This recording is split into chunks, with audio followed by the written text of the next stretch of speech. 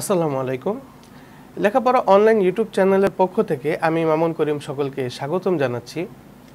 সপ্তম শ্রেণীর ইসলাম ও নৈতিক শিক্ষা ক্লাসে আজ আমরা ঈদুল আজহার পরবর্তী অংশ নিয়ে আলোচনা করব। আশা করি আমাদের প্রতিটি ভিডিও তোমরা দেখো এবং সেই অনুযায়ী বাসা পড়ার চেষ্টা করছো। আমরা চেষ্টা করি যাতে করে আমাদের প্রতিটি ক্লাস তোমাদের সিলেবাস অনুযায়ী তৈরি করার, যাতে করে এই যে বিশ্বব্যাপী মহামারীর সৃষ্টি হয়েছে যার কারণে আমাদের শিক্ষা প্রতিষ্ঠানগুলো বন্ধ আছে এবং আমরা খুব অতি সহজে আমাদের প্রয়োজনীয় যে বিষয়সমূহ এবং কোনো প্রশ্ন থাকলে তা আমাদের শিক্ষকদের সাথে আলোচনা করতে আমাদের বাধা বিঘ্ন সৃষ্টি হচ্ছে এবং এই বাধা যাতে তোমাদের পড়ালেখায় কোনো ক্ষতি করতে না পারে সেজন্য আমরা চেষ্টা করি তোমাদের পাঠ্যপুস্তকের যে বিষয়সমূহ আছে তার প্রত্যেকটি বিষয়কে খুব সুন্দরভাবে বিস্তারিতভাবে তোমাদের কাছে তুলে ধরতে চেষ্টা করি। যদি আমাদের ভিডিওর দ্বারা তোমাদের পড়ালেখায় কোনো সুবিধা আসে অথবা তোমরা উপকৃত হও এবং তোমাদের একটু কিছু ভালো শিখতে পারো, তাহলে অবশ্যই তোমাদের সহপাঠীদের সাথে শেয়ার করবে। আমাদের চ্যানেলটি তোমাদের সহপাঠীদের কাছে দেখাবে এবং আমাদের ক্লাসগুলো সহপাঠীদের সাথে শেয়ার করবে, যাতে করে তুমি যেমন উপকৃত হচ্ছ, ভালো কিছু শিখছো, ঠিক একইভাবে তোমার সহপাঠীরাও যাতে ভালো কিছু শিখে। কারণ আমরা এর আগে জেনেছি যে বা হাদিস শরীফে এসেছে এবং কোরআনের বিভিন্ন আয়াতের মধ্যে এসেছে, কেউ যদি কারো নেক আমল করতে সাহায্য করে অথবা কেউ যদি কাউকে ভালো কিছু শিক্ষা দেয় বা শিক্ষা দেওয়ার ক্ষেত্রে সাহায্য করে, তখন ওই ব্যক্তি যে নেক আমল করে তার একটি অংশ ওই যে শিখিয়েছে বা যার মাধ্যমে শিখেছে সে পাবে। তো এই কারণে আমরা আমাদের ধর্ম ক্লাসগুলো অবশ্যই সহপাঠীদের সাথে শেয়ার করব, যাতে করে তারাও ধর্ম ক্লাসটি করতে পারে, আমাদের ইসলাম শিক্ষা ক্লাসটি করতে পারে এবং সেই অনুযায়ী পাঠ্যপুস্তকের কোর্সগুলো শেষ করতে পারে, যাতে করে যখন আমাদের শিক্ষা মন্ত্রণালয় থেকে পরীক্ষার রুটিন আসবে তখন আমরা যাতে সুষ্ঠুভাবে সুন্দরভাবে পরীক্ষাটি দিতে পারি। আমাদের বিগত ক্লাসে বা গত ক্লাসে আমরা ঈদুল আজহার ইতিহাস নিয়ে একটি সংক্ষিপ্ত আলোচনা করেছিলাম এবং ঈদুল ফিতর এবং ঈদুল আজহার কী তাৎপর্য তার সম্পর্কে জেনেছিলাম। ঈদ মানে আনন্দ, ঈদ মানে উৎসব এবং এই ঈদ এর ব্যাপারে আল্লাহ তাআলা আমাদেরকে দুটি ঈদের বিধান দিয়েছেন এবং 2 দিন আমাদেরকে উৎসব পালন করতে বলেছেন। মূলত এখানে 2 দিন না, মোট 4 দিন থাকে, কারণ ঈদুল ফিতরে ঈদের দিন 1 দিন থাকে এবং ঈদুল আজহার ক্ষেত্রে আল্লাহ তাআলা 3 দিন ঈদের দিন ঘোষণা করেছেন। অর্থাৎ এই 4 দিন আমাদের জন্য খুশির দিন এবং এই দিন আমরা উৎসব পালন করব। কিন্তু আমাদের খেয়াল রাখতে হবে এই উৎসব পালন যাতে আবার আল্লাহ তাআলা নাফরমানিতে পরিণত না হয়। অর্থাৎ আমরা উৎসব পালন করব কিন্তু যাতে করে আল্লাহ তাআলা অসন্তুষ্ট না হয় এই বিষয়ে আমাদের খেয়াল রাখতে হবে। আমরা ঈদের দিন উৎসব পালন করতে গিয়ে এমন কোনো কাজ করব না যাতে করে আল্লাহ তাআলা অসন্তুষ্ট হন এবং আমাদের উপর নারাজ হন। কারণ আল্লাহ তাআলা আমাদেরকে দুনিয়াতে প্রেরণ করেছেন, তিনি আমাদেরকে লালন পালন করছেন। তো তাকে যদি আমরা সন্তুষ্ট করে রাখতে পারি সকল ক্ষেত্রে, তখন আমরা দুনিয়াতে এবং আখিরাতে শান্তি এবং কামিয়াবি লাভ করব। এবং ঈদুল ফিতর সম্পর্কে আমরা জেনেছিলাম যে ফিতর অর্থ ভঙ্গ করা, রোজা ভঙ্গ করাকে ফিতর বলা হয় এবং দীর্ঘ 1 মাস সিয়াম সাধনার পরে যখন আমরা রোজা ভঙ্গ করি অর্থাৎ রোজা রাখা বন্ধ করি, তখন আল্লাহ তাআলা এই জন্য আমাদের উপর করুণা করে আমাদেরকে একটি উৎসবের দিন ঘোষণা করেছেন। এই দিন আমরা উৎসব পালন করি এবং আমাদের আত্মীয় স্বজনের সাথে এবং পাড়া প্রতিবেশী এবং হতদরিদ্র দুঃখী গরিব সবাই একজন আরেকজনের সাথে ঈদের আনন্দ ভাগাভাগি করে নিই। এবং পরবর্তী যে ঈদটি আমরা দেখি তা হলো ঈদুল আজহা এবং ঈদুল আজহার ইতিহাস সম্পর্কে গত ক্লাসে আমরা জেনেছিলাম যে ঈদুল আজহা হলো আমাদের মুসলিম জাতির পিতা হযরত ইব্রাহিম আলাইহিস সালামের জীবনের একটি বিশেষ ঘটনার মাধ্যমে আমরা তাকে সম্মান জানানোর জন্য, তার সন্তানকে সম্মান জানানোর জন্য এবং তিনি যে ঈমান এবং আমলের পরিচয় দিয়েছেন এবং তিনি যে আমাদেরকে দেখিয়ে দিয়েছেন যে কিভাবে আল্লাহ তাআলার সন্তুষ্টির জন্য সর্বস্ব বিলিয়ে দেওয়া যায়, এই মর্ম এবং এই অনুভূতিকে সম্মান করার জন্য আল্লাহ তাআলা আমাদেরকে ঈদুল আজহার একটি উৎসব দিয়েছেন এবং সেই বিষয়ে আমরা গত ক্লাসে সুন্দরভাবে আলোচনা করেছিলাম। আজ আমরা ঈদুল আজহার গুরুত্ব সম্পর্কে আলোচনা করব। আর্থিক সঙ্গতি সম্পন্ন প্রত্যেক মুসলমানকে কুরবানি করতে হয়, এটা আল্লাহর বিধান। শুধু গোস্ত বা রক্তের নাম কুরবানি নয়, বরং আল্লাহর নামে সর্বস্ব বিলিয়ে দেওয়ার এক আন্তরিক শপথের নাম কুরবানি। অর্থাৎ এখানে যেটি বোঝানো হয়েছে তা হলো যাদের আর্থিক সামর্থ্য আছে তাদের অবশ্যই কোরবানি করতে হবে এবং শুধুমাত্র রক্ত মাংসকে কুরবানি বলে না, অর্থাৎ পশু ক্রয় করলাম, জবাই করলাম, তারপরে মাংস খেলাম, বিলিয়ে দিলাম, ঠিক এর নাম কোরবানি না। কোরবানি হলো মূলত আল্লাহ তাআলার সন্তুষ্টির জন্য। এই যে আমাদের টাকা পয়সা অর্থ সম্পদ, এই সম্পদগুলো তো আমরা হালালভাবে কষ্ট করে ক্রয় করি। উল্লেখ্য একটি বিষয়, হারাম কামাইয়ের দ্বারা কুরবানি করলে তা গ্রহণ হবে না। অর্থাৎ হালাল কামাই করতে গেলে আমাদের অবশ্যই অনেক কষ্ট করতে হয়, অনেক ঘাম ঝরাতে হয়। ঠিক এই পরিশ্রমের টাকা যখন আমরা আল্লাহ তাআলার খুশির জন্য ব্যয় করব এবং নিজের পরিশ্রমের টাকা দিয়ে পশু কিনে জবাই করে খুব সুন্দরভাবে পরিপাটি করে আমরা মানুষকে দিয়ে দিচ্ছি শুধুমাত্র যাতে আল্লাহ তাআলা আমাদের প্রতি সন্তুষ্ট থাকে, এইটাই হলো কুরবানি। এবং এই কুরবানি করলেই আল্লাহ তাআলা আমাদের উপর সন্তুষ্ট হবে। অযথা মানুষকে লোক দেখানো ভাবে পশু ক্রয় করা, মানুষের সাথে ঈর্ষা করা অথবা মানুষকে দেখানোর জন্য বড় পশু ক্রয় করা, কুরবানি করা, এগুলো আল্লাহ তাআলার কাছে কোনো সময় কবুলযোগ্য নয়। এবং আল্লাহ তাআলা এই বিষয়ে একটি সুন্দর আয়াত বলেছেন, যার অর্থ হলো আল্লাহর নিকট সেগুলোর অর্থাৎ কুরবানির পশুর গোস্ত এবং রক্ত পৌঁছায় না, বরং পৌঁছায় তোমাদের তাকওয়া। সূরা আল হাজ আয়াত 37। অর্থাৎ আমরা যখন সূরা ইখলাস পড়ি তখন আমরা জানি আল্লাহ তাআলা কোনো কিছুর মুখাপেক্ষী নন। অর্থাৎ আল্লাহ তাআলা জীবন বা আল্লাহ তাআলা মানুষের বেঁচে থাকার জন্য ঠিক একই যেমন খাবার দাবারের প্রয়োজন হয়, অক্সিজেনের প্রয়োজন হয়, পানির প্রয়োজন হয়, কিন্তু আল্লাহ তাআলা এরকম কিছুর মুখাপেক্ষী নন। আল্লাহ জন্ম এবং মৃত্যু থেকে পবিত্র এবং আল্লাহ তাআলা কোনো কিছুর জন্য কোনো কিছুর মুখাপেক্ষী নন। অর্থাৎ তাকে বেঁচে থাকার কোনো মানে যেহেতু তার কোনো মৃত্যু নেই সেহেতু তার বেঁচে থাকার জন্য কোনো কিছু প্রয়োজন হবে এমন কিছু নেই। আল্লাহ তাআলা সকল প্রয়োজন থেকে পবিত্র, সকল প্রয়োজন থেকে মুক্ত। এমনকি আল্লাহ তাআলার ঘুমও আসে না, আল্লাহ তাআলাকে তন্দ্রা স্পর্শও করতে পারে না।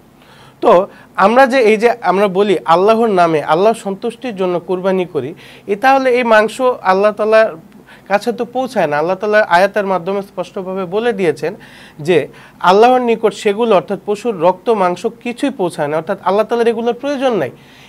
এই বিধানটা আল্লাহ তাআলা দিয়েছে একমাত্র যাতে এই দিনে ধনী এবং গরিব এর ঈদ সমান সমান হয়। অর্থাৎ আমরা ধনীদের বাসায়ও যে কোরবানির গোশত রান্না করা হবে ঠিক দরিদ্রদের বাসায় যাতে ওই কোরবানির গোশত রান্না হয় এবং বছরে কিছু দিন যাতে ধনী আর গরিব সমানভাবে সমান সচ্ছলতার সাথে জীবনযাপন করতে পারি, এই উদ্যোগটির জন্যই এই কাজটির জন্য আল্লাহ তাআলা ঈদুল আজহা দিয়েছেন।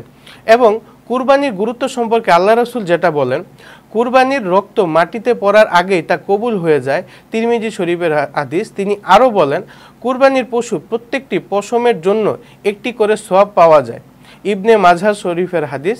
সামর্থ্যবান ব্যক্তি কুরবানি না করলে রাসূলুল্লাহ সাল্লাল্লাহু আলাইহি সাল্লাম অসন্তুষ্ট হন এবং বলেন, যে ব্যক্তি সামর্থ্য থাকা সত্ত্বেও কুরবানি না করে সে যেন আমাদের ঈদগাহে না আসে, আবু দাউদ শরীফের হাদিস। আমরা আল্লাহর সন্তুষ্টি অর্জন ও অশেষ পুণ্য পাওয়ার আশায় খুশি মনে কুরবানি করব। অর্থাৎ এখানে আল্লাহ রাসূলের 3টি হাদিসের দ্বারা এখানে 3টি বিষয় উল্লেখ করা হয়েছে। প্রথম বিষয় হলো, কারো যদি হালাল কামাই এর দ্বারা হালাল রুজির দ্বারা উত্তম রূপে কুরবানি করে এবং ওই কুরবানি করার সাথে সাথে যখন আমরা পশু জবাই করি তখন ওই পশুর রক্ত মাটিতে পড়ার আগে আমাদের কুরবানি আল্লাহ তাআলা কবুল করে নেন, যদি আমাদের তাকওয়া ঠিক থাকে, সম্পূর্ণ থাকে। পরবর্তী যে বিষয়টি আমাদের আল্লাহ রাসূল বলেছেন তা হলো যে সামর্থ্যবান, অর্থাৎ তিনি আরও বলেছেন কুরবানির পশুর প্রত্যেকটি পশমের জন্য একটি করে সওয়াব পাওয়া যায়। অর্থাৎ আল্লাহ রাসূল ঠিক একইভাবে যেমন কুরবানি কবুল হওয়ার শর্ত বলে দিয়েছেন, ঠিক একইভাবে কবুল হলে কি পরিমাণ সওয়াব আমরা পাবো সেই বিষয়ে আমাদেরকে বলেছেন। কারো যদি কোরবানি কবুল হয়ে যায়, কোরবানির পশু আল্লাহ তাআলার নিকট কবুল হয়, তাহলে পশুর শরীরে যত পরিমাণ পশম থাকবে ঠিক তত পরিমাণ আল্লাহ তাআলা আমাদেরকে সওয়াব দান করবে। আল্লাহ তাআলা যদি চায় তাহলে নিজ গুণে তার থেকে বেশিও আমাদেরকে দিতে পারেন।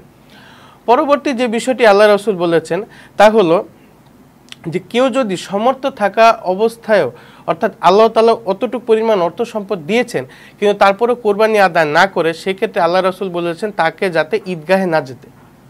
অর্থাৎ যারা এই বিষয়ে কৃপণতা অর্জন করবে অথবা যাদের সামর্থ্য আছে তারপরেও কোরবানি করবে না, তাদেরকে আল্লাহ রাসূল ঈদগাহে যেতে বারণ করেছেন। তাই আমরা আল্লাহর সন্তুষ্টি অর্জনের জন্য এবং অশেষ নেকি হাসিলের জন্য আমরা অবশ্যই কুরবানি করব এবং এই বিষয়ে আমরা কৃপণতা করব না এবং আমরা লক্ষ্য করব যাতে আমাদের কুরবানি পশুর যেই মূল্য দ্বারা ক্রয় করা হবে তা যাতে হালাল রুজির দ্বারা হয় এবং অবশ্যই আমাদের নিয়ত থাকতে হবে যাতে আমরা আল্লাহ তাআলাকে সন্তুষ্ট সন্তুষ্ট করার জন্যই কুরবানি করছি এবং উত্তম রূপে এই কুরবানির পশুকে জবাহ করতে হবে শরীয়ত মোতাবেক এবং সেই অনুযায়ী আমাদেরকে ধনী এবং পাড়া প্রতিবেশী এবং আত্মীয় স্বজন ও দরিদ্রের সাথে ভাগাভাগি করে নিতে হবে। পরবর্তী যদি বিষয়টি আমরা সম্পর্কে লক্ষ্য করি, আমরা কুরবানির ইতিহাস সম্পর্কে জানলাম যে কুরবানি কিভাবে আমাদের নিকট একটি বিধানস্বরূপ এসেছে। তারপরে আমরা জেনেছি কুরবানির কি গুরুত্ব এবং এই কুরবানির সম্পর্কে আল্লাহ তাআলা কি বলেন এবং আল্লাহ রাসূল কি বলেছেন। তারপরে যে বিষয়টি আমাদের কাছে খুবই গুরুত্বপূর্ণ তা হলো যে কোরবানি করার পরে যে কোরবানির গোশত থাকে সেই গোশত আমরা কিভাবে বিতরণ করব। এই গোশত বিতরণের ক্ষেত্রে বিভিন্ন নিয়ম এসেছে। এর মধ্যে সবচেয়ে উত্তম অর্থাৎ মুস্তাহাব যে বিধান সেটি হলো কোরবানির গোশতকে আমরা 3 অংশে ভাগ করব। অর্থাৎ সমস্ত কোরবানির গরুর সমস্ত যে গোশত থাকে পশুর যে গোশত সকল গোশতকে আমরা 3 অংশে বিভক্ত করব, সমান 3 অংশে।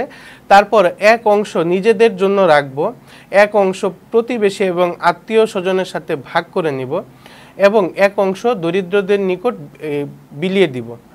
এই বিষয়ে আমাদের পাঠ্যপুস্তকে যা দেওয়া আছে কুরবানির গোশত 3 ভাগে ভাগ করে 1 ভাগ নিজের জন্য রেখে 1 ভাগ আত্মীয় ও প্রতিবেশীদের জন্য এবং 1 ভাগ গরিব মিসকিনকে দিতে হয়। এতে ধনীদের সাথে গরিবরাও ঈদের আনন্দে অংশীদার হওয়ার সুযোগ পায়।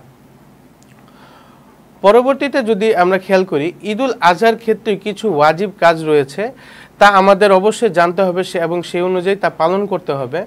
যেমন প্রথম ওয়াজিব কাজটি হলো অতিরিক্ত 6 তাকবীরের সাথে 2 রাকাত সালাত আদায় করতে হবে। যেই বিষয়টি আমরা ঈদুল ফিতরের সময় দেখেছিলাম, ঈদুল ফিতরেরও একটি ওয়াজিব ছিল যে 6 তাকবীরের সাথে সালাত আদায় করা। অর্থাৎ অতিরিক্ত 6 তাকবীর বলতে আমরা যখন 2 রাকাত নামাজ আদায় করি তখন আমাদের মূলত 1 তাকবীর থাকে, অর্থাৎ তাকবীরে তাহরিমা পড়ে আমরা নামাজ আদায় করি। কিন্তু ঈদুল আজহার ক্ষেত্রে আমরা যখন 2 রাকাত নামাজে যতগুলা তাকবীর দেই প্রতিটি রুকনের ক্ষেত্রে ওই সকল তাকবীর ব্যতীত অতিরিক্ত 6টি তাকবীর আমাদেরকে দিতে হবে এবং সেই বিষয়ে আমরা খেয়াল রাখবো এবং ইমাম সাহেব থেকে শিখে রাখবো।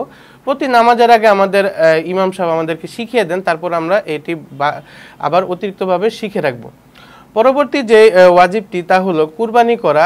এছাড়া জিলহজ মাসের 9 তারিখ থেকে 9 তারিখ ফজর হতে 13 তারিখ আসর পর্যন্ত প্রত্যেক ফরজ সালাতের পর তাকবীরে তাশরিক বলা ওয়াজিব। জামাতে সালাত আদায় করলে সবাই উচ্চ স্বরে পড়বে আর একাকী সালাত আদায় করলে নীরবে পড়বে।